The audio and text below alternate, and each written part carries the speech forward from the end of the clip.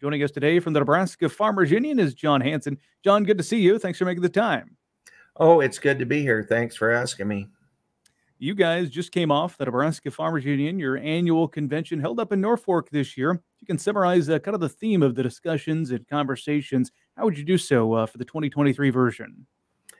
Well, our theme was proudly serving family farm and ranch and rural families since 1913. And that's really who we are. That's what we do. We're a service organization. We provide a wide range of different kinds of services and are really proud and pleased to do that and serve the families that farm and ranch, produce our food and fiber. It's a great organization and it's a great calling.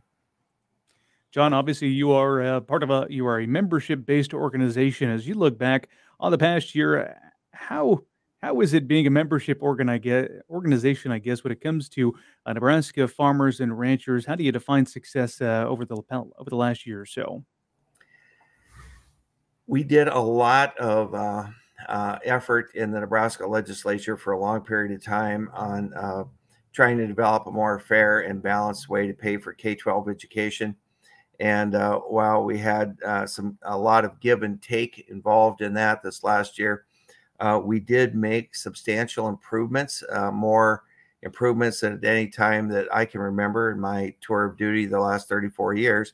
And so now the question that we face is, do we have the financial discipline and the commitment to honor that commitment to reduce property taxes and use a higher percentage of income and sales to fund K-12 education. And we will be vigilant watching the budget process and trying to make sure that we continue with that good commitment that we made in the legislature.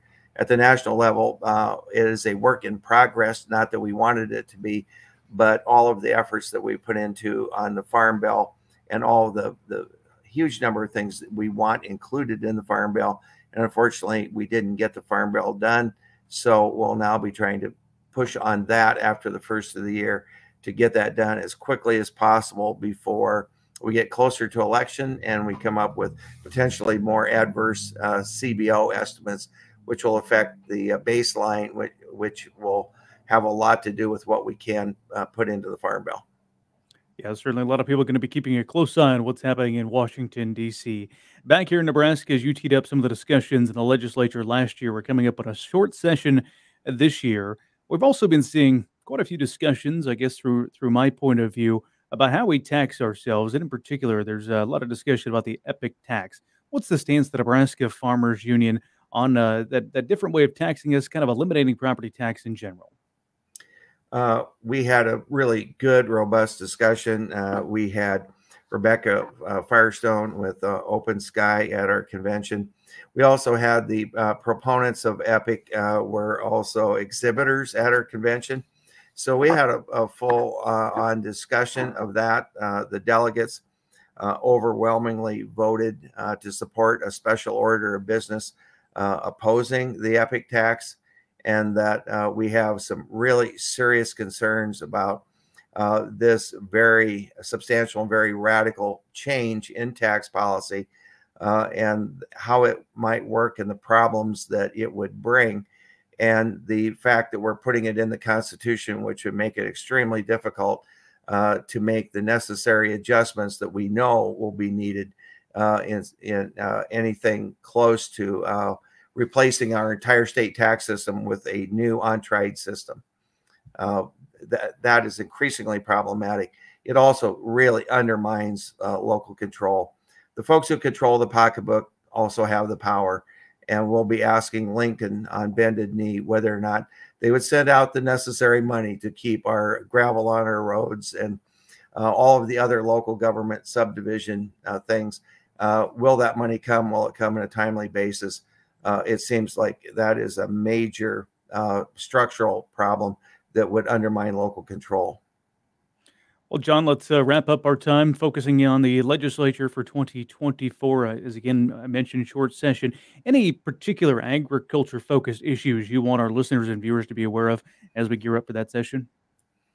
Well, I think the first jump out of the chute, there's going to be an effort to try to make very substantial changes in the rules.